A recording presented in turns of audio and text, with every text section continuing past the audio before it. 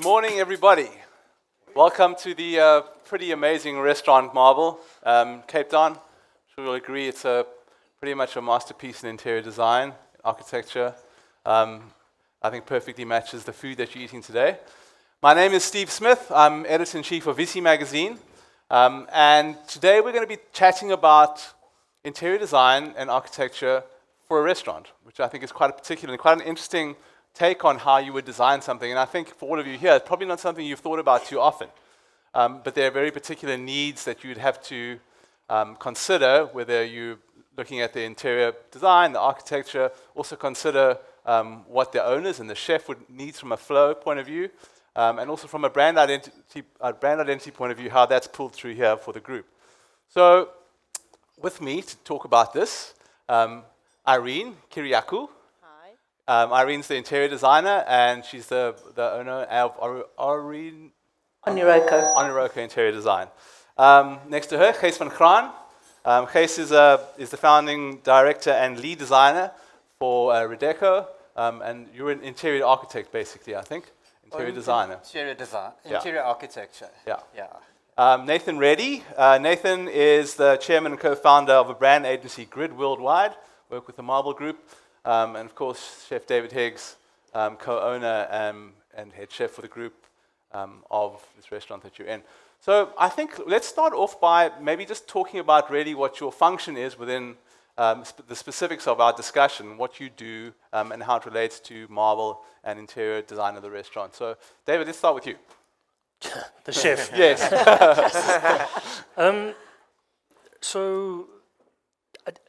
I think the chef's role over the last 20 years, I've been cooking in South Africa for 35 years.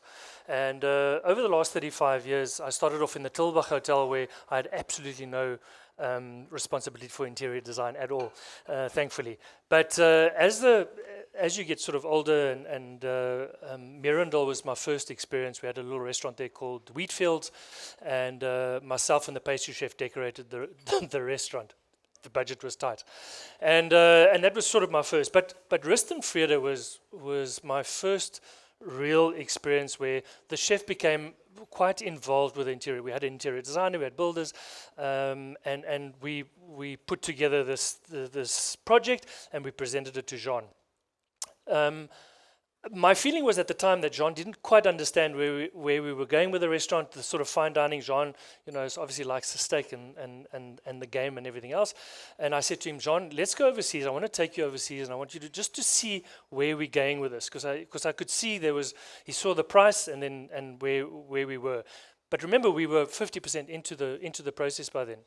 And we went to the first place I took him to, and it was very important for me that we went there first, was Le Manoir at Catsazon.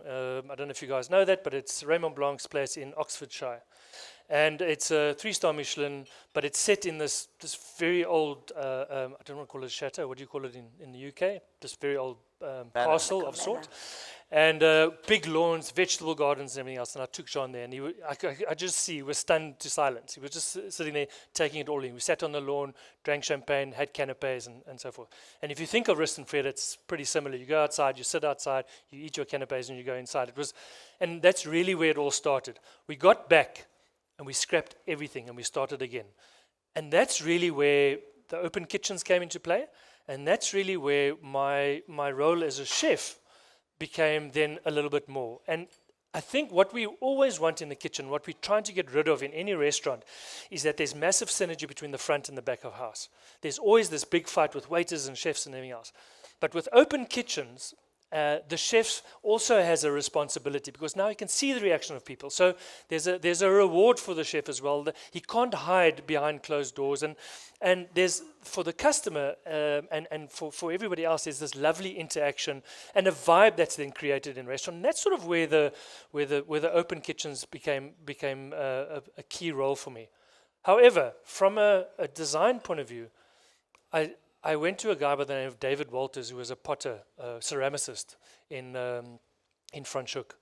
and we created the set of plates or crockery, not plates, the set of crockery for Rust and Freda.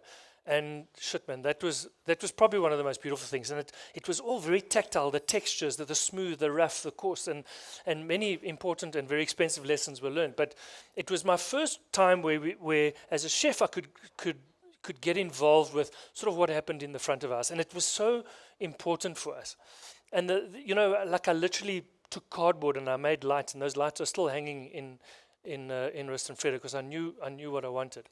But the special thing is when we got to marble as a group, Gary came to see me at the Saxon Hotel, and I was sitting there, and he opened a presentation for me, and that presentation was marble, the name, the fires, and everything else, and it was created by Grid, who have created all of our brands over the last 10 years, we said. Eh? It's almost 10 years. Next year is 10 years of marble.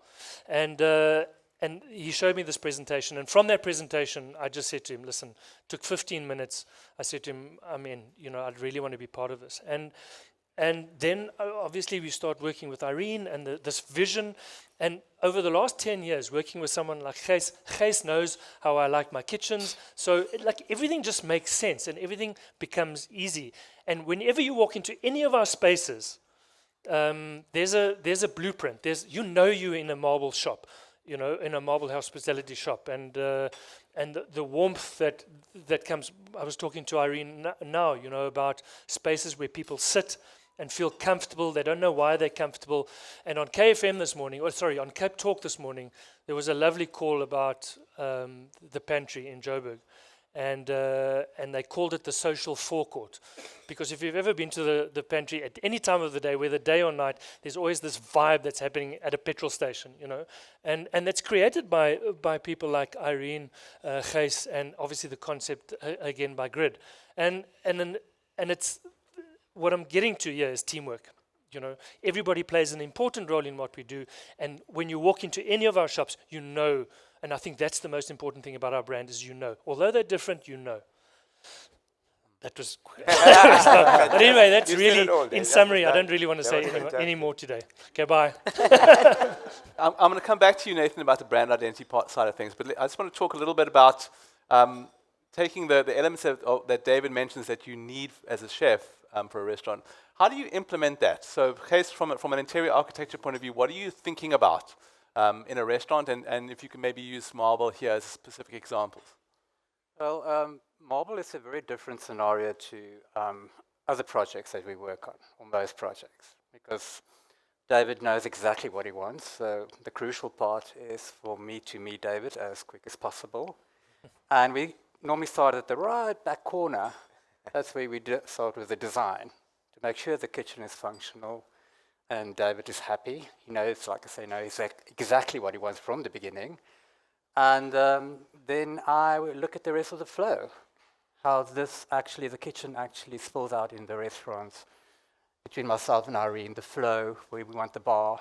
Normally, we all met on site, walked around, and so it's very important for us to create multi-layers also in a restaurant.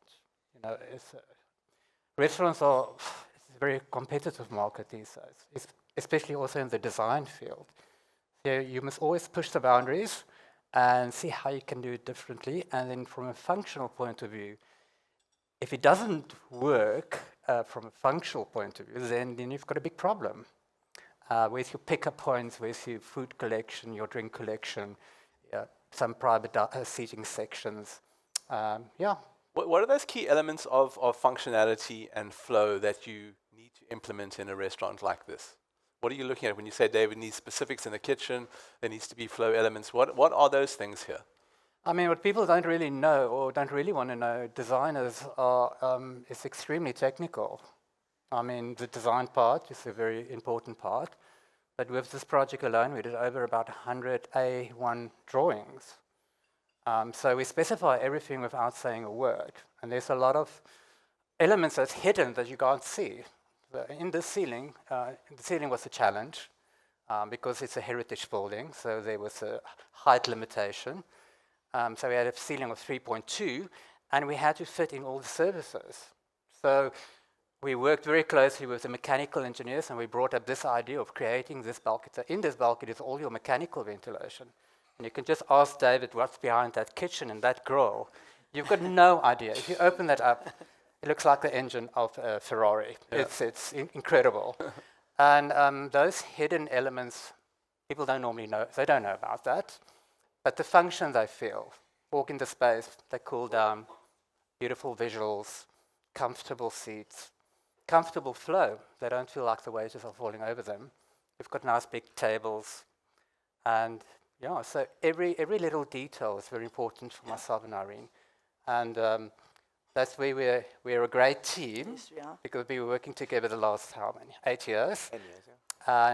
And always when she says something, we both agree. And so it's a very Yes, cohesive of course. relationship. Yeah. And and that's where I come in and we come in. So Irene, then to you're layering this with an aesthetic look. What are the core principles of interior design for a restaurant that you think about? So luckily, I don't have to focus on the technical stuff Yeah. because that's quite a challenge on its own. When I work together with Gys and that, and we sit in a space like this, and you have a location, you have to think of the aesthetics when it comes to a feeling for me. I think just dealing with the senses, the 5 senses, like sight, smell, touch, and all those things play an integral part on how I'm going to then design and style a space. Obviously, there's a lot of technical stuff like Gys and David was talking about that I have to take into consideration. But for me, it's all about what experience I want a customer to feel, and I always take it back to myself. If I want something specifically, I'm going to integrate it in a space, because then I know that it's going to feel okay. I'm like my own worst client, if you can say, because then I know what I need to put in place. So again, visually, feeling, smell, all those things play a very big part in. What was that feeling what is the feeling that you want a marble customer to feel when they walk in here? And what are those elements, what are those touch points in here that you've used? Well, specifically with this location, because again, it's a heritage site, we're up on the top floor and we have the most incredible views all around. So the scenery is amazing. I had to consider that we didn't want to take away from what's happening outside. So for me, it was a big challenge how to incorporate the views into the space and not to overcrowd the interiors. And although you can see there's a lot happening here, there's so many textures, so many elements, hard to downplay it almost so that it doesn't become overbearing to what's happening outside, because you can see how beautiful everything is. So for me it was about installing an incredible ceiling. We were, like Gys was saying, we were faced with the challenge of height, and we wanted something to feel a little bit higher than what we had. So doing a reflective ceiling was the way to go. We were looking at different options. Obviously, you have to consider what works best. And then I came across this water ripple ceiling, and you don't really know how it's going to look until you've installed it. You have an idea of what you want to create. Once it was installed, I knew that it was the perfect choice, because now it reflects everything that's happening outside in different times of the day. So like now it's the morning or lunchtime, the afternoon. It kind of takes on the colors of the outside space. Yeah. So it also makes you feel like you're sitting at the water's edge, or in the evening it's like a night sky. Yeah. So all of those little details were... Casey, I heard you talking earlier on about how at dusk the setting sun reflects off the ceiling and Yeah, gives it a the different mood of the restaurant Completely. changes. Is that intentional? Yeah, well, yeah, The it was point, a good yeah. choice there, Of course it Irene. was intentional. No questions now. No, it definitely, the thing about design and interior, it can't just be stagnant anymore. It needs to evolve during the day. And like Irene said, you need to be visible, sound and vision and also reflection, textures. Everything creates an experience. And what is very exciting for me when Irene came up with the ceiling was, is that I promise if you come late, well, Cape Town is very different, at 7, 6 o'clock, the whole ambiance change. The oranges, the ambers come into the space. And at some stages, where the sun reflects against the wine cellar, the wine cellar reflects actually into the space and on the staircase. So a few surprises came in after, but I mean, there was definitely intention around choosing the ceiling. Okay. Yeah. Nathan, so walk us through the process of developing a brand identity for a restaurant. How did this start for the Marble Group, and how did you come up with it? What was your creative process for that? So I'll give you kind of the story. Talk about the recipe, how we think.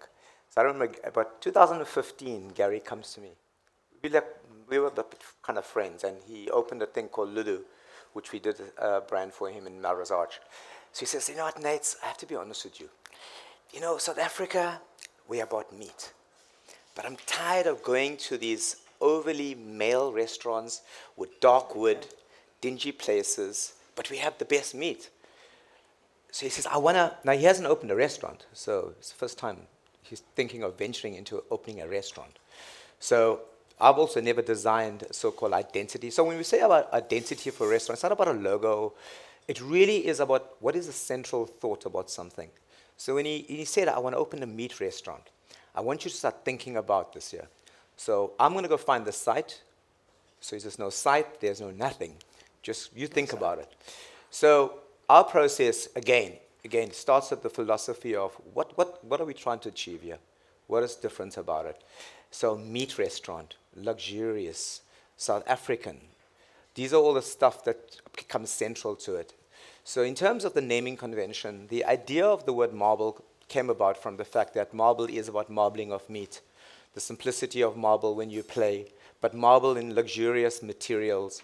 So it's core and center in terms of trying to get an idea of something. It has to be universal where people immediately get it. So when I say marble, it conjures up lots of things in your mind. But when you have the double click into what it really means, a lot of ideas come together. So in kind of our recipes for all the Marble Group, and we've worked with Case, with Irene, with David, it's a fully collaborative process of guys. And I don't think many restaurants or brands kind of have that detail of collaboration, because that's what makes that unique X factor, is that all these things have got so many craftsmen involved in it, but yet you don't see it. And I think a success or the recipe for a great piece of communications in terms of what the experience is those professionals and specialists that come together that are hidden. I'm sure in terms of the glass, in terms of the table, in terms of the height and the width, all these things are part of a playing understanding of an X factor. Because when you walk into a great place, you can't just pick one thing. It's a lot of things that come together. And I think in an identity and understanding identities, because if you look at Saint has got a complete different attitude and feeling to marble.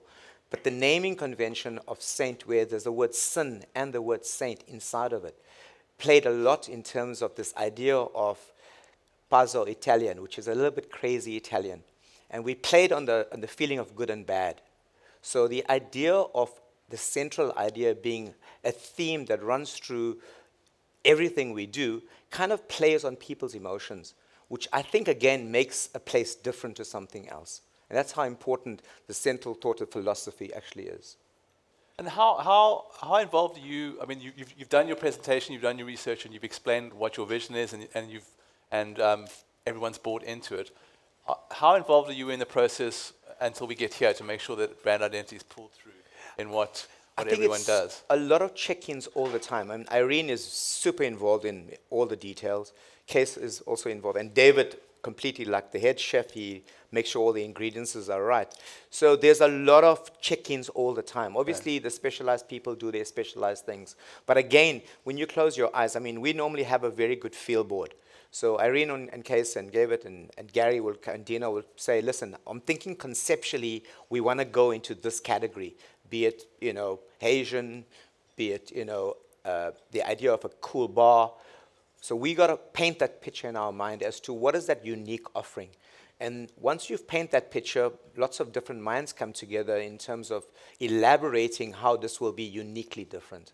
But there is a lot of processes that go into place to go, because you walk in, you go, fuck, your vision, actually you see it and it works. And you've seen that here. Yeah, When I mean, you if walked, I when you was walked actually- in here for the first time, once it was finished, how did you I feel? tell you, if I show you some of the field boards, it's uncanny how similar it actually has turned out. But again, you got to understand the uniqueness of localization.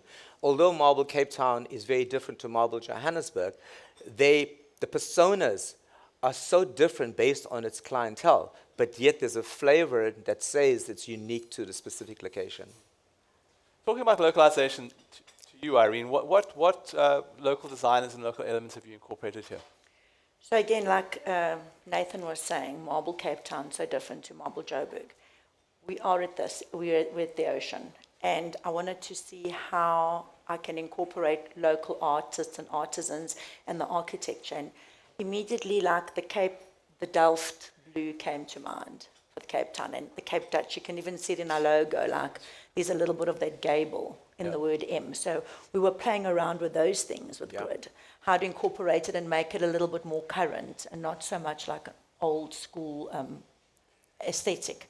And then grid, we had just given them the idea that we want to incorporate the Delft, the Cape Dutch, Delft blue, and their incredible team put together the illustrations that you can see the rug below us. So beautiful illustration was put together, incorporating the mountain, the fauna, the flora, animals, and we took that image and we took pieces that we loved from it and we created the rug that's below us and inside the bar. And then I spoke to artists like Christian Rousseau, who's an incredible photographic artist. He's worked with us on most of our projects. And then I will just kind of say to him, I want to incorporate something a little bit feminine and a little bit whimsical almost and sensual in the space. Because again, it's something unexpected. You don't expect to see images like this in a grill house, so to speak. And then I'll just tell him the factors that it is. David hates that word. Steakhouse. Because people always ask us, like, what are you, when you're a meat restaurant? And we don't want to be called a grill house or a steakhouse. So it's bringing that feminine feeling into a very masculine, actually, space. And then, I'll speak to Chris and then I'll tell him, we've got these great elements. We have the mountain, we have the ocean, we have the fire. And then I'll give him carte blanche because he's got his own vision and he needs, as a creative, to explore what he feels the space needs. And then that's, like you say, the beauty of collaboration. He came up with these incredible images and they're just a beautiful addition to the space and they add that little subtle softness and quite identifiable. And then I've worked with Michael Beckers. He's an incredible artist, local young gent, Cape Town based, so he knows the area very well. And with like all our restaurants, we're quite proud of our restroom spaces. It's almost a place where people can pause and just, they've left the restaurant, go freshen up. And they're waiting there. And I wanted to always give people something to ponder over. And Michael, again, I had given him carte blanche and said, I love the work that you do because I had seen the way that he does his art. And he was telling me the story where he took a helicopter and went up over the harbour and the Cape Town area and captured images in his mind of what he thought is the essence of this location of Marble Cape Town. And he put together the incredible images that we have in our restroom area. And I've worked with incredible people like African Jacquard, there's Christine over there. Hi, Christine. She does incredible linens. And again, the illustrations and the artwork done by Grid were then forwarded to her, and she put together these beautiful table linens and tablecloths on our tables, and they get shared onto other local artisans like potters and ceramicists that have done all our ceramic ware and lighting. Everything that we've tried to incorporate in the Marble brand is trying to work with South African artists because we have incredibly talented people and everyone has a different forte, a different strength, and you don't want to take away from what they do. So you collaborate with them and you almost let it go and see what comes back, and magic always comes back to you. So one of the, I think, the hallmarks of great design, whether it's interior design or architecture, or painting or any art, is once your palette has been narrowed down and you don't have much to work with. I think great design comes out of that. It shows real creativity. You've got anything here from you need to have robust crockery to, this is a restaurant. Stuff's going to lead a relatively hard life. It's not stuff you have at home. There's health and safety stuff that you've got to figure out. There's all those kind of like hard-wearing elements. What are those things in here, which are, I guess most of us are hidden to us that we don't even realize? What are those parameters that you have from a design point of view? And I'm going to open this one to all of you. Like, what elements from David, from your side? Maybe not that relevant to you, Nathan, but you have something like jump in. But yeah, what are those kind of parameters that you have? I just want to just go back one. I think sometimes Gys and Irene underplay their role. I think with design and making things warm and welcoming and comfortable, there's a massive practicality to restaurants. Sound, temperature, and lighting is key. And how do you, the acoustics, for instance. So within everything that we do, not only is it the design and everything else and making it look pretty, I mean, that's an underplaying of what they do. But the Ecofon boards here and the carpets, everything is there for a reason as well. So, the thought, and that's probably the most important thing when you walk into a restaurant. Acoustics is the first thing that drives you mad, and when the lighting is too bright or too it just changes the mood. So it's such a massive part of restaurants. Then obviously the practicality of crockery and cutlery and glassware, and that's where the team that is over the last 10 years become I remember the first plates and stuff that we ordered from Mervyn Gys, and then we moved on to, because of the breakages and because these people are artisans and artists in their own right, they just couldn't keep up with the amount of plates that we were breaking, essentially. And that's the fact, And then we had to look at something a little bit more robust, and we've moved on to elsewhere. But and that really is sort of, we're running a business. So not only are we trying to be as creative as we possibly can, but we're also running a business. So everything, whether it be the plates or the glassware specifically, play a very, very important part, not only aesthetically and by the look of things, but also just the practicality of it. It can't be too flimsy. And it's purely based on that we're doing 200 to 300 people a night here. And you always got to look at your busiest time. And our busiest time is only for an hour and a half every night, maybe 2 hours. But what happens in those 2 hours? And people always ask me, why do we have so much staff? And why? But it's because we have to be geared up for that really busy period, and we have to give the same amount of attention to everybody and the service that happens when there's 50 people in the restaurant, maybe for lunch, or whatever the case may be. So there are those sort of things to consider. But the breakages are a massive part. The theft, the loss, all of that is a big part of what we do. So yes, there's a lot of thought that goes into the crockery. That was the long way around to that question. Generally, like David was saying, the longevity of everything, because it's a high traffic area.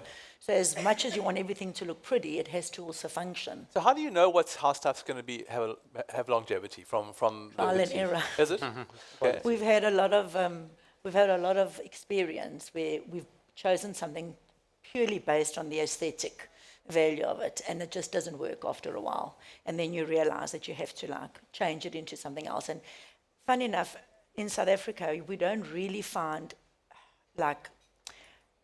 products that are made for this kind of industry, the hospitality industry. So we have to source things from abroad, because you need something that's a little bit more durable and hard-wearing and can last and still look good and be part of the service day in, day out. Yeah. And like David was saying, a very big part of putting a restaurant design together is the things people don't see. And it's again about the temperature, the lighting, the acoustics. Every little detail is thought of, and it's there for a reason. From the tablecloths to the rugs to the wood, everything that we choose is there not only because it looks pretty, but because it has to function. Yeah. And I think that's one of the most difficult questions I have to answer in the restaurant on an ongoing basis. and I think, Nathan, you'll also feel this with me, is when people just don't get it. They just don't get the space, and they don't. Why is my Ritz 150 Rand and I can go down the road for 90 Rand? Well, fuck, man. I mean, just Look at that. just look, for God's Around. sake, just like, Have a look at that just pick table. up the glass, pick up the just your napkin, and then Yeah. it's infuriating. But people just do not see. Look under the table. Look at the base of that table. I mean, Yeah. that. Instead of spending 550 Rand, we spent 5,000 Rand to build that base. Yeah. But you think they would see that and they would understand that, and I get it. I really do, and that's our role as a chef, is to try and match, and it's so difficult at times. We want to give something that everybody likes to eat, that everybody's familiar with, and so on, because it's not a fine dining restaurant. It's just a beautiful place to sit, and you want to eat food that you recognize, understand, and that fills you up. So when it when it gets to those sort of questions where people just everything just goes over their head, and I can tell you it's the majority of people. I think most people in this room are creatives, and that's why you're here. You like that. But gee, man, I can tell you the so much goes over, and it's infuriating. Like I struggle with that question. I feel better now. Just have to say that. Okay, so what are the parameters that you got to work within here?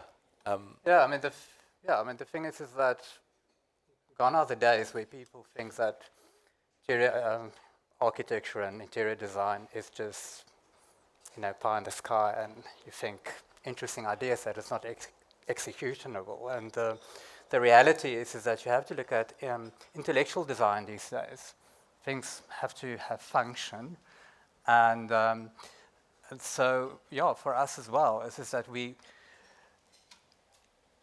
the worst people can say to me or to Irene is that we're not technical. You're just a creative. You won't understand technical elements.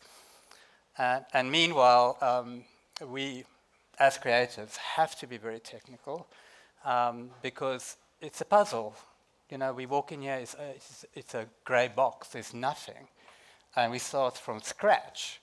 And all the pillars with the detailing around the pillars, everything, like David said, there's so many hidden elements that people don't realize. And again, there's so many people that are not here today, all creatives that are part of our teams, that has got, we have people in Australia working on this project.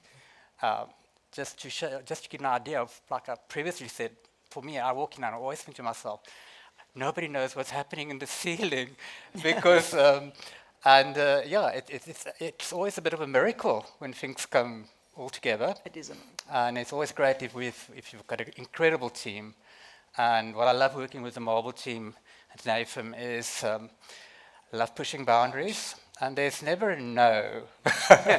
Is that true? We'll get to this question. It's one of my questions. We'll get to it. No, there's never a no. So tell me about the real practicalities of health and safety, for example. Like what are the things that you have to think about in a restaurant? The thing is what's very important is for all interiors is that it needs to be submitted to council. So there's definitely a lot of regulations and rules that you need to know and understand and obey. And it goes through the whole process of fire and health. That is very important.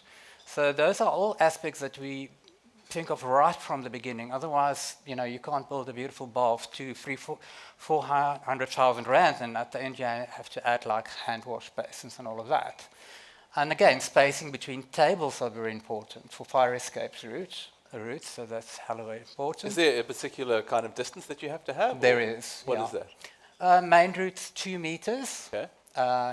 In Cape Town, then 1.5 in between tables. In Joburg, 1.2. So the Cape Town. You're safer in Cape Town. You get eagles in Cape Town. Yeah. So at the end of the day, before we open the doors, or the guys open the doors, we've got an inspector here, and they actually take the plan. Everything needs to be set out exactly like you trade. Chairs need to be in position, and they walk around and they look at the drawing, and they match every chair, every table. They measure between tables, between bars and tables. So that's very important for us. If something does not fit, then we'll have to redo it. Toilet cubicles, if they're not big enough, or sizes that's required, you have to rebuild that. And the problem there is It's a lot of money on those walls, a lot of money on the floors, ceilings. Just the last thing that I want to bring up with the technical side as well is that, with the ambience, we use these laser downlighters. You can't actually see them. They're part of the reflective ceiling. And with normal downlighters, you illuminate the whole space. So you walk in and it's quite bright, and it's very difficult to control with dimmers and all of that. But these are imported laser downlights. So what happens, you don't see the actual source of the light. But at night, there is actually light on your table. So again, that small little details and technical information and information that was brought by the whole team, that's what makes a hell of a difference. I think also just touching on what you said on fire and health and safety, just to speak frankly and honestly, we've had 2 proper fires at Marble in Joburg, and those were massively important lessons for us, because no one was cooking on fire in restaurants, and the laws and the rules. I mean, we went to every spec. We did whatever we were told. But it just doesn't apply when you're cooking for 300 people on fire. Like it just changed the game, and I mean the sound. So for instance, they got massive silencers in these ceilings. Well, they're not supposed to be in the ceiling. They sit now on the roof, and that was the problem. These guys built these things, these silencers in the ceilings where we couldn't get to them, and they carry fat, and the fat caught this bloody thing fell through the ceiling. So all of these lessons were then okay. Well, you can't actually do it in the ceiling. It's got to be on the roof, and this extractor is running at full speed. You can't hear it, and that's that's R1 million worth of technology that goes in just that. I know that the silencing and the aircon and the HVAC in this building is R4 million. So for this project alone, So it's not about throwing price and everything out around. It's just about again the detail that goes into trying to create the perfect dining experience. It's so much more than we really understand. I mean, there's clearly a lot of moving parts going on here, just from a design point of view. I'm always very interested in a collaborative design process, because I mean we do it in VISI and we have our meetings, and there's a kind of tension that's always inherent. It's not always like group hugs and smiles, stuff like there's disagreements and stuff. But there's you get stronger design out of that, out of that debate and tension. What were the elements within your process which you pushed back on, you stood your ground on, that kind of got us here? Again, I want to let Nathan take Yeah, this. I mean, Nathan, for you. I think did have a bit we've of a got push and pull. I mean, if I go back to, Case and I, one time we wanted to kill each other, but all for the good reason of, I think, passion again, right? The thing about a teamwork in terms of all wanting the same outtake of certain things are going to challenge each other in their specific disciplines, right? Because you have this idea, and Case has some ideas which are practical, but also he wants to push it. And I think over the 10-year period, the team has gotten far more cohesive based on understanding the personalities. But you're damn right. I mean, creativity is an ego game, so everyone has their view, what they believe is right. But I think this process has allowed all of us to grow in terms of being better at our craft. Because I've learned a hell of a lot more about the restaurant business, and I'm sure my team is, now they're almost like you can call them experts in restaurant business. But again, it's a restaurant business is like when you think about people, we have breakfast, lunch, and dinner. We are prone to understanding how we eat, right? So all of us have an opinion about how something should look and feel. So it's innate in our nature, to be kind of have an opinion how something should look and feel. But again, there's a lot of practicalities, as you said, in terms of learning those disciplines. Design in terms of architecture, be it in terms of identity, be it in terms of how kind of spatial planning all works, is a very harmonious thing, and you can't do without the other. And I think that's the learning curve here, is that there's so many disciplines that come together to make something harmonious. No, this is impossible to achieve without collaboration. Absolutely impossible. I mean, if you look at international designers, they've got teams of 100, 200 people in their offices. We're a small team of 4, and I've got a few on my side. I work by myself. And so it's again, for me, it's also a miracle. And I mean, the worst that you can do as a designer, I would say, is to think you're an island. It does change totally. And, I mean, to draw energy from all the creative, and even David. I mean, he's a very creative soul. You know, the food is amazing, the presentation. So to hear and to listen and to respond, and then if we do disagree, we'll make a vote. So what are those elements in the design process here where there was elements of tension? What were they? Who stood their ground? Who learned something? What were those specific elements? Well, in the beginning, with the first marble, we've never worked with it. Well, I never worked with a branding company before. I was always like working by myself. And you don't realize how important actually it is to bring a branding company into a project as like marble, the size that marble was. And working with Nathan, again, they're a team of creatives. And Nathan, you've always said, you're going to reach for the stars with whatever you put out there. So whatever they present and propose can be absolutely elaborately crazy. And it's a little bit scary. So as a designer, you're like, no, I don't feel comfortable, because it's an uncomfortable space to work in. But you've always said that growth comes from the uncomfort. The best work comes from being uncomfortable. And that was a challenge something I had to learn, being uncomfortable with something and trying to see it from a different perspective, from their opinion, how it would work in a restaurant space. So that was where we had a few disagreements in the beginning. But then we like... I mean, if you just think about the world today, right, it is such a competitive environment.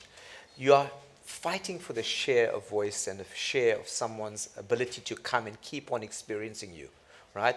Because there's so much of distractions, right? So the idea is that in the process, you got to go, what is going to make something timeless? What is going to make someone keep on coming back, right? Because every day we're inundated with so many offerings. And I think the core philosophy of the Marble Group is to understand that philosophy, is that our service. I mean, I was in Johannesburg, and I remember just watching the guys clean the tables with the UV light, right? So when you look at a table at Saint, you watch it. You come there, it's a magical table that's sparkly. But the amount of effort that went into that table to feel that way is insane. But when I got someone sitting across the table, those little nuances, you forget about it. But that's what makes it so special. And again, the amount of people that took to get it to that level is insane. I just want to add in there, just because of what you touched on. I think when you look at marble hospitality, and I'll touch on the pantry in a second, but what brings all of this together, food, design, it's all one thing.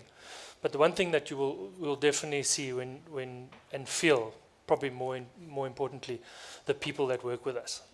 So from the front door, the hostesses, there's a definite warmth with our people. And when we opened the pantry, we felt, and there's restaurant managers in our pantry. That's what we purposely did, was to bring this hospitality into the grocer kind of vibe, So this is all good and well. The food is all good and well, and the wine and what myself and Vickers and Irene do. But the people that bring it together are these people that walk amongst you now so silently and do their thing, So it's just touching on the things that happen around you without even knowing. So just they almost tie it all together in a way, I'll stay with you, David. So you've got three creatives and the egos here, and they eventually negotiate and get their shit together. Chefs also known for their strong opinions, in my experience. Never. Never. Very tough. So, was there a time for you when you were like, guys, seriously, we can't do that? Like, were there points of tension for you in this design process? No, so obviously myself and Gys, when it comes to kitchen and space, and we always have discussions, and it's like, Gys, I need more. You got to give me more, and no. But my challenge, and this is again very, very important for our group. Gary and Dino are guys that really push as well, like Nathan, and we strive for big things. And I'm the guy that actually holds back, And it's important that we have this because otherwise we don't grow, you know. Yeah. And it's a healthy tension, because what I'm saying to the guys is, just guys, like, fuck it, we can only do so much. Let's just tone it back one more, and they're running at 100 k's an hour. So, you know, that is important for us as a company, as Marble Hospitality. It's very, very important. And I think the way I always like to summarize what we do, and because we're not a fine dining restaurant, because we serve 300 people a day or a night, is that we have to aim for the highest level possible that we can be consistent. It is pointless to be here with a service, here with the food, or there with the food, or every day that it's doing this. We have to aim, what can we do here good? What can we here, fucking my English. What can we do well that is going to be consistent running through every single day? And not try and be too clever and where the service can't get to it, or where we can't be consistent. So we have to perform at the highest level possible that we are consistent. And that for me is our ethos with our staff, with our food, with everything that we do within the restaurant, aside from a design point of view. And that's an important thing to remember, because otherwise you're going to be inconsistent. Yeah. And that's why I hate being referred to, not hate, it's a strong word, but I don't like being referred to as a fine dining restaurant, you know, because people come in here and they have unrealistic expectations. And that's really not what I'm about. I like to make people happy, you know. But it's hard for a chef, because we are probably the most opinionated people around. I mean, I won't. But I know what you're talking about. Yeah, but I have very strong feelings. But I have absolute respect for creatives that. I'm not what Irene is, and I'm definitely not what Gys is, and I'm definitely not what my friend next to you, Nathan, is. I'm a creative within a space where we have to be consistent with the product, because I'm here every single day, and I've got to make it happen every single day, lunch and dinner. You know, it's a different kind of thing, you know. So yeah, it's a privilege to be working with a crew like this, because we get the best out, you know. And I think that's actually what's important with any hospitality space. I think if you have a team where you pull from different strengths, so everyone knows what they're good at, and we all respect each other for what you're bringing to the table, and you just got to work together. I think it's the same if you're running a hotel or a coffee shop or a restaurant. I think everybody within that space that you're working with needs to adhere to their strengths and do the best that they can. Like David says, Dino, Gary, Gys, Nathan, myself, we each have our own identities, but we work together so cohesively because there's that respect and there's that balance. Yeah. I'll give you a good example, right? The funny thing about pantry is that you get a person that comes in there to buy something for 20 Rand, and you get someone to buy something for like 4,000 Rand. Those two customers are completely dire opposite of each other, but their experience is unbelievably the same. And I think the philosophy of the Marble Hospitality Group, so the thinking behind pantry is fancy but easy. And that almost runs through the philosophy of the Marble Hospitality Group, because it is about the end user and how they feel at the end of the day. So that fitting philosophy runs through its people, how you organize the thoughts around it, and I think the end user feels that. I think also the one last thing for me, second last, is I like to call ourselves, and you look at the luxurious marble circus, for instance, you know, I like to call ourselves the 100% company, because we honestly, you know, I see so many restaurants opening around us, and they commit to maybe 95%. You know, they just don't go that extra 5%. And you can see it, and I'm talking about when it comes to everything, whether it comes to the training, the staff, the kitchen equipment, whatever. Like, if you commit to something 100% and you believe in your product and your staff, it has to work, unless you're doing something incredibly wrong. But you know, sometimes I think commitment lacks, and you need to back yourself. You know, you need to back yourself. The other thing, obviously, and this is always a point of contention, it's a thing that the creatives tend to ignore, and the thing that probably makes the business owner's head explode. But there's a thing of a budget. Okay, and Don't talking use about the- commitment to that. Gary's not here. What is Gary's that? right. I don't know the meaning of that word. So how, I'm not going to ask you what the budget was or how much you went over it, but how do you approach that? I mean, David, do you say to these guys, here's your budget, go ahead? Or like, how does that process work? How did you get here? No, so I mean, Gary is our money guy. You know, like the reason why we got through COVID and got through all those was because of my partner. You know, and I'm very grateful to have someone who financially is so tight, but also can see the bigger picture. Can say, Gary, I need this grill, I need that stove in the back, and we need this. I mean, these ceiling panels are 25,000 rand a panel. like we need this. But if you go for the Chinese one, we'll pay 9,000 rand a panel, but it wouldn't be the same. Yeah. We got it in, you know. We got it in, and it's just gives a completely different feel. So to have someone with that sort of vision to say, okay, listen, we got to commit to this thing 100%. And then again, it comes to that complete commitment is important. There are things that we don't need to do, definitely, and we don't. And we just say we have those discussions. But I'm just glad that Gary and Irene go home together, because I don't want to know the shouting that, maybe we can ask Natalie, but the shouting that goes on at home, because Irene really does push the budget at times. I'm just throwing it out there. Not at Always. times, always. Gary always says to me, love, it's not a target, it's a budget. Yeah. But when you want things that are pretty and beautiful, then there's no point in even discussing it.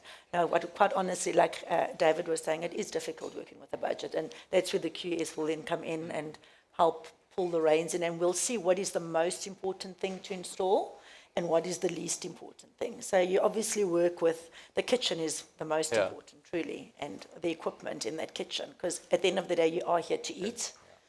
And then it flows out from there, and then we make decisions based around it. But there's a to and fro until you find that happy place. What were those few things that you wouldn't negotiate on? Like you had to have? Yeah, the ceiling. Ceiling, okay. Definitely the ceiling. It was non-negotiable. Yeah, I also think there needs to be a very balance on what you spend and how you're going to, from a business point of view, recover. And but again, I mean, there's always negotiations. But what I really like working with this team is if you come with a wacky idea, they never say no. There is definitely a budget. I mean, that's luckily not our problem. It's Gary's. But I mean, a lot of clients will just pull back and say, no, it's too risky. And but I mean, I've never been in a situation where we've presented an idea, or Irene came up with an idea, that anybody said no. So I mean, and there's always ways of execution. So you can go either way out, or you can concentrate on certain detailing, like around the columns. I mean, these columns are really amazing. If you just look back at the ceiling, what's happening with the light, you know, so just by adding the column, that's already an art piece. And looking at interior needs to be art, not restaurants and shops. And another thing you can't budget on really is good lighting, because I think that is something that is missed in so many places.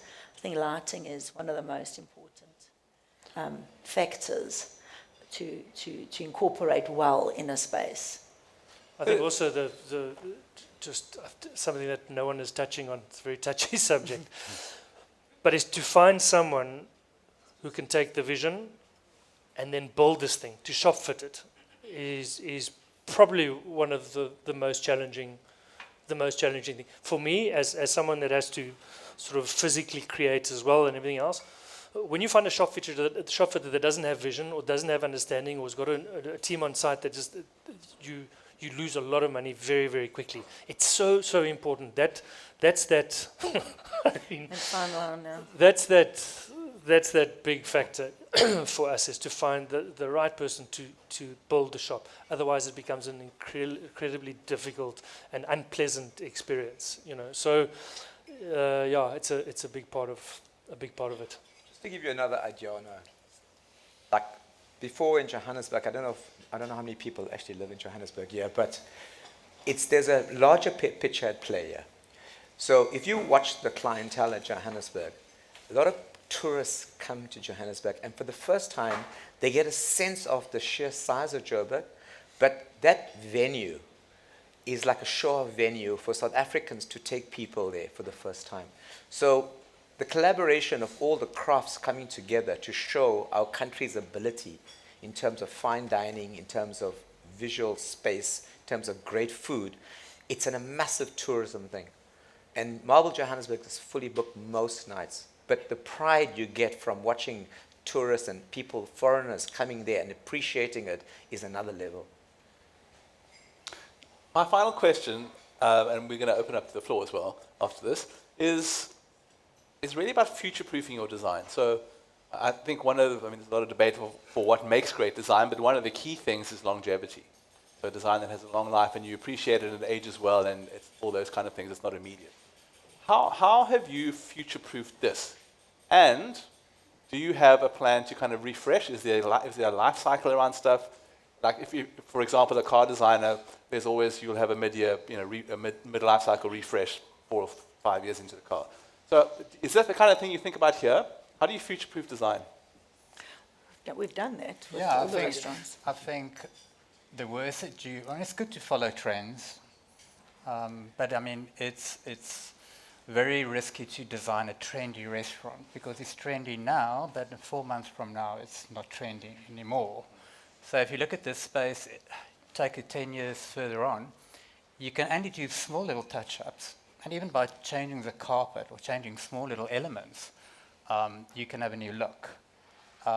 But I think what is very, very important for contemporary design is it needs to stay relevant, but very, very subtle. And I mean, minimalism is almost the way to go, but that's the expensive way to go.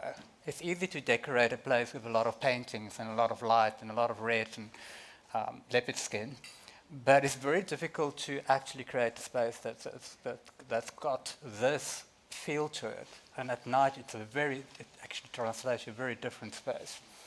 So yeah. Yeah, and it's choosing pieces, like Gys was saying, that is not just currently trendy, but has got more of a classic approach. So there's like a nod to nostalgia to it. So you're familiar with something that you see, and you'll always be familiar with it, so it doesn't date. And again, with the product we use, with longevity, you have to use the best quality product, or you're not going to survive into 1 or 2 years. The wood you use, the materials you use have to be hard wearing. We've had that. We've had the refreshers at all the restaurants. Marble Johannesburg had a refresh 2 years ago. That was 5 years in. We've done it at Saint. You have to keep. Are you baking that in right in the beginning, thinking in 5 years' time we're going to then look at something? You know the things that you're going to be able to Yeah. change. Like Gys was saying, it's easy to replace the carpet, to reupholster chairs or to sand things down. But you have to, when you install a place from the beginning, you have to think, what do you want to stay for as long as possible, and what you can change in a few years' time just to refresh. So you have to think about all of that. I was going to ask you, from brand identity, when you're designing at the beginning, are you thinking like that too? I think the important thing here just to go is that the Marble Hospitality Group has created an equity in the marketplace already, right? So again, if Nike versus Microsoft, if Microsoft did a hotel tomorrow, you kind of visualize what that hotel will look like. But if Nike did a hotel, you go, shit, I can see that'll be quite cool. So the brand diversity in terms of we've created a Marble Circus, that's been a success in the first year. So the credibility in terms of equity, it's already been created what people envision. Right. And I think the idea of something like Marble, it'll evolve into being better and better because it's been placed in someone's mind that there's certain quality to it. So the brand diversification, so we are thinking maybe, and David, maybe we're giving it out to here, a Marble hotel. Yeah. Okay, what will that look like? Those things, again, is because people are used to. So when we had the Marble Circus, I know the guys were all very kind of anxious about how this thing would come out. But based on the team, we knew what the end user's experience needed to be, and that was a success. So it's not easy because you're doing something so out of category, but because of the philosophy driving the category, it's a success. So even when it comes to timelessness and understanding how this brand will live in the next 5 years, I think it's already been preconceived. Yeah. but also the Yeah. the longevity of the restaurant and is almost in the space and the flow of the space. So what's very, very important with our spaces is that beautiful reception area as you walk in, the bars. So a bar, just to give you an idea of bar, like you can just imagine when you come in out of work, it's 5, 6 o'clock, you're a little bit worked up, you go sit and you have a drink in the bar. Your experience in the restaurant's a completely different experience. And it's not just a little bar with stools, there's always couches, it's a lovely space to unwind, and then you don't have one drink, you maybe have 2 drinks, and then the whole restaurant experience is a completely different experience from when you walk through the door and straight to your table. So those elements will always stay. It's obviously aesthetically. I mean, Marble, we're looking now for the 3rd time. We're going to redo the bar now, because we just feel that it can be more. Yeah. And that reinvestment is key. We're not a seasonal restaurant. We're not there for tourists, and we look after the locals. That's what I think that's been the key of our success as well, is that we really do look after the locals, and we change things all the time for the locals, because I mean that's who we have to rely on. Can't rely on tourists. We want to give the tourists a special experience, but the locals are everything to us. Okay, so locals.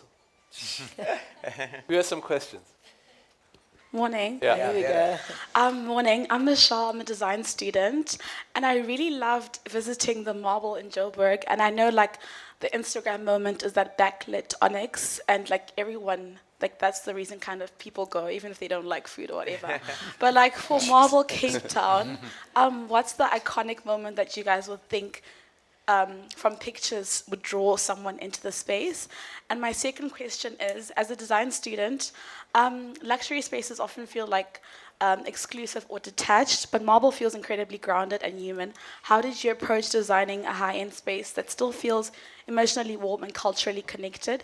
Because as I walk around like Sea Point and Camps Bay, lots of new restaurants have like white, beige, and it's trendy, but it's quite boring in my opinion.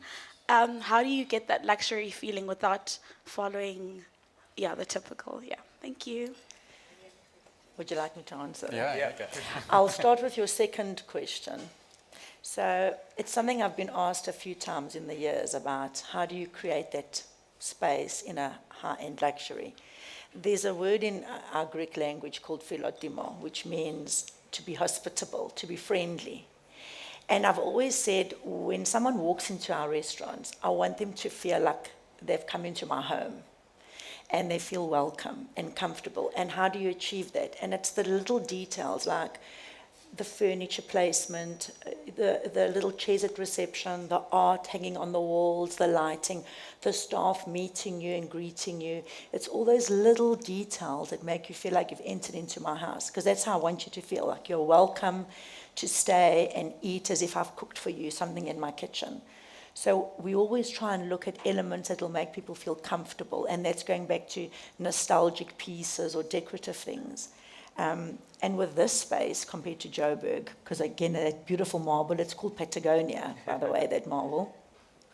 And it's got pieces of onyx in, so it lights up so beautifully. We have used it here, it's in the bar, but it's not as it doesn't feature as much. But for here, I think it's the ceiling. It's definitely the ceiling. And for me, also the art. I was actually talking to Chris. That lady specifically, she's like emerging out of the waves. And for me, that's the one thing people identify. I've seen it in a lot of Instagrammable photos where people actually take a photo of her specifically. And it's like, you know where you are just by looking at that or looking at the ceiling. Anything else you wanted to add? No, that's good. Good Hello, morning. Chris. Good morning. Good morning. My name is Chris. I'm an artist sometimes. I want to find out from David and Irene, are we planning to get a pantry in Cape Town at some point? That's David. I was talking to Nathan now. You know the thing with the pantry is that is definitely the plan. But the thing with pantry is that there's such an infrastructure below this thing. So we make everything, and that's our challenge. We make all our own pastries. We butcher our own meat. We've got a fishmonger. We literally everything is made on hand. And what we've recently done in the last 2 months in Joburg is we've built a central kitchen for the expansion, essentially, of the pantry. So to come here and just put up one pantry to start with, we actually need to come in and do almost 4 pantries with a central kitchen. So it's a massive investment. And we definitely want to. I mean, that really is the key. We want to be a bigger part play a bigger role in Cape Town. But realistically, and looking at what's going on in the world at the moment, Jesus, I don't know what's going to happen next. We've got to be very careful. Financially, there's also limitations. So we want to establish ourselves in Joburg properly first with the pantry, make the mistakes. Because we do. That's what we do, and then grow. But the nice thing about the pantry is that it doesn't always need to be attached to a petrol station. We're now going to our first freestanding one in Pretoria, in Hazelwood. So, we've still got a lot to learn before we come, because Cape Town's a very critical crowd, I can tell you. They gave me a hiding a couple of months ago. So I want to make sure that I know what I'm doing when I come. So, yeah. I'm Gareth. I think the question I have for you guys is, it felt like collaboration was a big theme of today's discussion. And I think the question is, with so many people involved in a project like this, how do you keep everyone grounded to a single vision, or is there even a single vision? No? Well, I think I'll just have a short thing to say. I think in the last 8 years, it's just been, you become so tapped in with the person you work with, because it's such an intense project and it needs to happen in a very short period of time. So you have to make the right decisions. And I always say, if you don't feel that you lost something during a project and like something, a part of you is missing, trying to be very artistic now, but it's hard work. It's not easy, but working with individuals that are so intact, and we're always on the same page. There's just never been a situation. Quite well now. Yeah.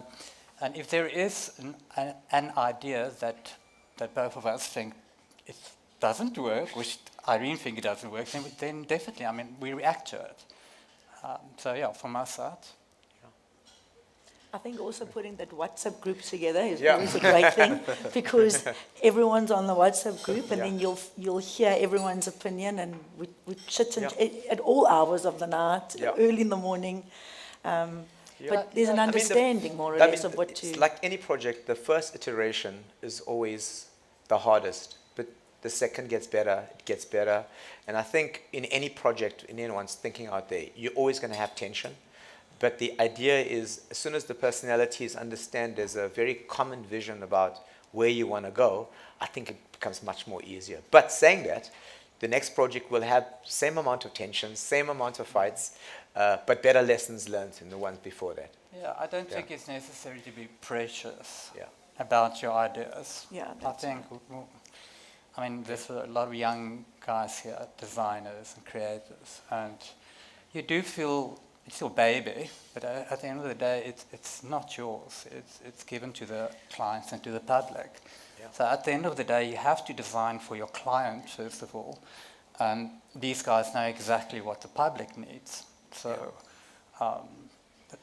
again, it's being precious about a design it's going to kill you, because you're going to be like a spoiled brat. Yeah. But there is a recipe. So, I'm not going to let the rabbit out the bag here, but there is another project happening next year, which Irene and David and the guys are kind of talking about. But the excitement of something new, and then to be original, even playing in a specific category, is the exciting part. Yeah. And traveling a lot, so that you can get nice ideas to share with everyone. I think it's incredible what you've achieved here, but I think going back to David is, for me, in running a business myself, is the people. How do you get this many people in a restaurant to hold that vision of the home? I think, Irene, with the Greek, ethos in that. How do you tackle that, managing that many? Yeah, I'm probably not the right person to ask this. Natalie. Nats runs our restaurant from the front of the house with her husband Vickers, and the first week for me is always the hardest. So we spent a month training. We had some delays, and we spent a month training the team across the way at Maker's Landing in a space. And no matter how much you try and sort of teach and feel, or not feel, teach and understand, it's about a feeling and about a space. And we literally, we didn't have, again, it was such a difficult thing with restaurants. We planned to have a soft opening, but with delays and everything else, you just don't get to that. So then you get into the space. No one really understands the space. I lose my shit completely, but in that process, and it's happened over and over again, the first week is the most difficult, the most frustrating for everybody, including myself. People hate me and so forth. But after that week, everything just settles. I settle, and as soon as I settle, then everybody settles. And then well, I mean, that's obvious, because you play such a pivotal role between the front and the back, and trying to lead the team into what we are in Joburg, so it's the constant talking on the floor. The nice thing for me now is that I'm able to stand on the pass and rather than in the kitchen. So you're that person between the go-to, because I'm in constant contact with everybody on the floor and in the kitchen. So we're walking around all the time and we're talking. It's just always about talking. I go to the front, talk to those hostesses, then go to the bar. And I think that's the thing that we have to understand with hostesses and barmen, that they are the most important people in the restaurant, because they're the first contact with everybody. You make the first drink. You're the first conversation that people have, And, so for me, it's constant. It's just constant talking.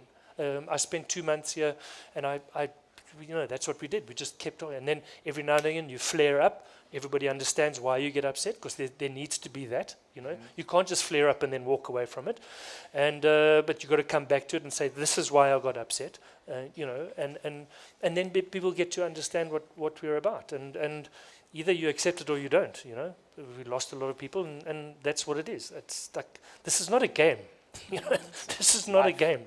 This is reality, and we have to fit in, or, That's it. But for me, it's just a constant talking, and then people understand what you're about, because it's about the details and it comes down to service as well, David. Like you said, you're talking to the staff. It's a very important thing for us to make sure that everyone on the team feels as passionately as we do about the space. So educating them on every little detail, so that there's an understanding of what is happening in the restaurant and what your expectation is, and that philotimo, of sharing the love and being friendly. And like Nathan was saying, it doesn't matter if you've come here to spend 200 Rand or if you've come here to spend 2,000 Rand. Every guest has to feel special, has to feel important, has to feel valued, because it's their hard-earned money that they're spending here. So the staff all need to understand how to share that love with the customer. And I think it all comes down to talking, training, communicating with everyone. And it's difficult, in this day and age with a telephone, with an iPhone or whatever it is, it's so it's so quick with social media where bad news gets out, and it all reflects on the staff. The staff read, they see it, everybody sees it. So everybody goes into this slump. And we had this instance where this gentleman came in. It was hardly a gentleman. This oak came into the restaurant and had a look at the prices and didn't eat here, didn't pay for anything, just walked out and then gave us a ripper of a review. 3,000 Rand a steak, who the hell do you think you are? But I think that's the beauty of, and that's difficult for the staff to deal with, but that's the beauty of Marble. Is Marble, you can come in, and I can tell you now, you can look at our menu, for 500 Rand, okay, you can have a bloody good evening here. So you can come in, you can sit, you don't go to the bar because that'll spoil the budget, but you can come in, you can sit at the table, you can have a main course, a really good main course for 350 Rand, and a really good glass of wine for 150 Rand, a really good glass of wine for 100 Rand. And it will be more than sufficient for you to eat. Our portions are big, and you can leave here for 500-600 Rand, or you can come blow the bank. And I think you need to be fair in your judgment of something when it comes to that, because it has a massive impact on the people in the space. So just opinion is one thing, criticism is another. Really not interested in your opinion, really. over that. So yeah, it's a difficult space.